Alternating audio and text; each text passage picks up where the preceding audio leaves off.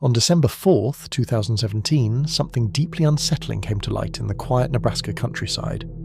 Investigators stumbled upon human remains stuffed into trash bags along a gravel road about an hour west of Wilbur. The search carried into the next day, turning up even more bags scattered in different spots. Inside were body parts, clothing, and even sex toys. Before long, the remains were identified as those of 24-year-old Sydney Loof.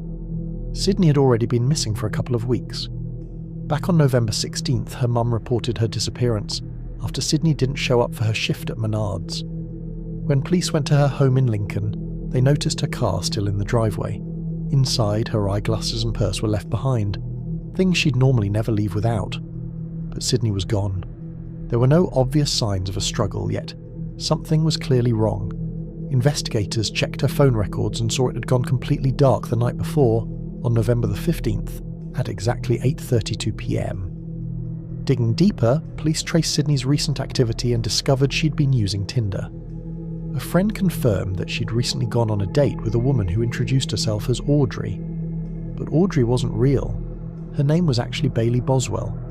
That same friend even helped police by reaching out to Bailey again, still thinking she was Audrey, and managed to get her phone number. That number turned out to be a crucial lead, helping investigators identify Bailey and tie her to an apartment in Wilbur. Sydney's first date with Bailey had been on November 14th, 2017, at the basement apartment Bailey shared with her boyfriend, Aubrey Trail. Aubrey wasn't around that night. He and Bailey had rented a hotel near the Menards where Sydney worked. While Bailey was out with Sydney, Aubrey stayed at the hotel. Things seemed to go well because the two women agreed to meet again the next day, November 15th. But before that second date, Bailey and Aubrey went on a chilling shopping trip, stopping at Home Depot, Dollar General, and even the same Menards where Sydney worked. Their purchases painted a grim picture: a hacksaw, a utility knife with extra blades, wire cutters, bleach, an air freshener, protein bars, a thermometer, lighters, food grinders, drain cleaner, and trash bags. That evening, Sydney posted a final Snapchat message: "Ready for my date." Bailey picked her up and took her to the Wilbur apartment. At some point after they got there, Bailey and Aubrey killed her.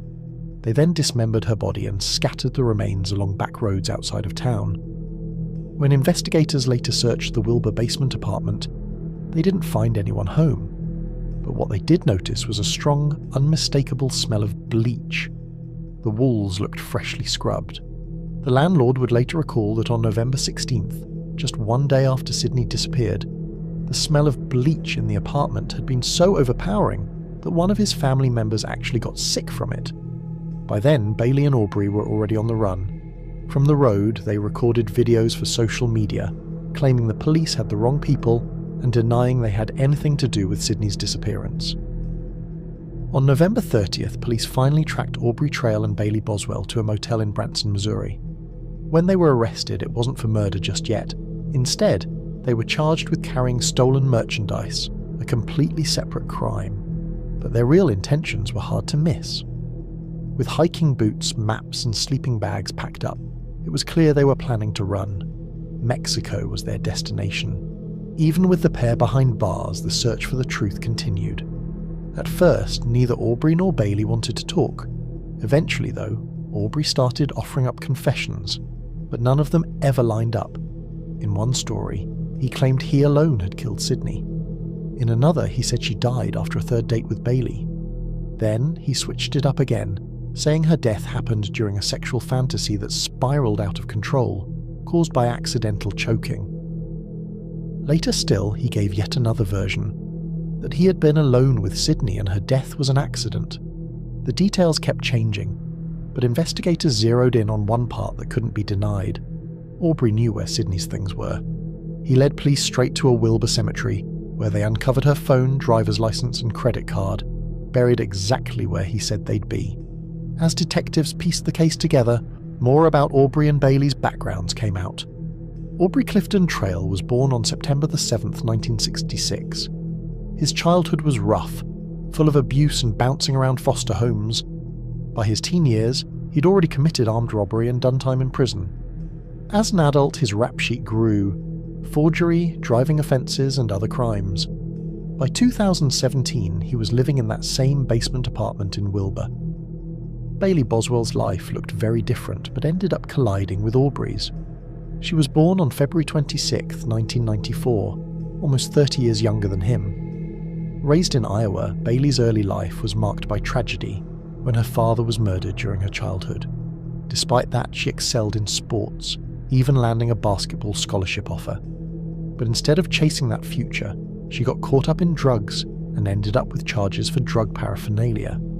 She later married a man named Freddie Pennell, and together they had a daughter. Living in Missouri, their substance use eventually cost them custody of the child. Afterward, Bailey started looking online for a sugar daddy. That's how she met Aubrey Trail. By May 2018, months after Sydney's remains had been found, the two pleaded guilty to federal fraud charges, admitting they had conned a Kansas couple out of $375,000. A month later, the charges everyone had been waiting for finally came: first-degree murder and improper disposal of human remains. In early 2019, things escalated further. Aubrey was hit with an additional charge of conspiracy to commit murder in February, and Bailey faced the same charge 6 months later. Both maintained their innocence. In June 2019, Aubrey admitted to the improper disposal charge, but still denied murder and conspiracy. Then, during a tense courtroom session that month, he stunned everyone, suddenly yelling, "Bailey was innocent, and I curse you all," before dragging a sharp piece of metal across his own neck, believed to be part of a razor blade. Aubrey was rushed to the hospital after that courtroom incident. Luckily, he survived. Even without his dramatic outburst, the evidence against him and Bailey was overwhelming. Cell phone records showed their devices near Sydney's at key moments.